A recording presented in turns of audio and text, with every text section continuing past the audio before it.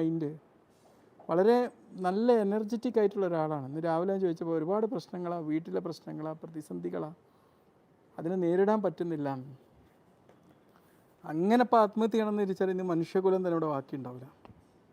മനുഷ്യന്മാർക്കിടയിൽ പ്രശ്നങ്ങളും പ്രതിസന്ധിയും ഇല്ലാത്ത 2 വിഭാഗം ആൾക്കാരാണുള്ളത്. ഒന്നുകിൽ ബുദ്ധിമാന്ദ്യം സംഭവിക്കണം, അല്ലെങ്കിൽ മാനസിക നില മൊത്തം തകർന്ന് മുഴുവൻ ഭ്രാന്തനായി മാറണം. അവർക്ക് തമ്മിൽ ചിലപ്പോൾ പ്രശ്നങ്ങളും പ്രതിസന്ധിയും ഉണ്ടാവില്ല. അവർ കാരണം മറ്റുള്ളവർക്ക് പ്രശ്നം ഉണ്ടാവുമെങ്കിലും അവർക്ക് വലിയ പ്രശ്നമൊന്നും ഉണ്ടാവില്ല. ഭ്രാന്ത് പിടിച്ചൊരു മനുഷ്യന് എന്ത് മനോഹരമായിട്ട് പാട്ടും കൂത്തും ഒക്കെ ആയിട്ട് എന്ത് ലാവിഷായിട്ട് എല്ലാ സാഹചര്യം കൊണ്ട് നടന്നു പോകും.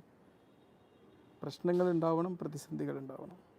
ഇതിനൊക്കെ എമോഷണൽ ബ്രെയിൻ ഉപയോഗിച്ച് പരിഹരിക്കാൻ നോക്കുമ്പോഴാണ് ഈ പ്രശ്നങ്ങൾ ആത്മഹത്യക്ക് കാരണമാവുന്നത്.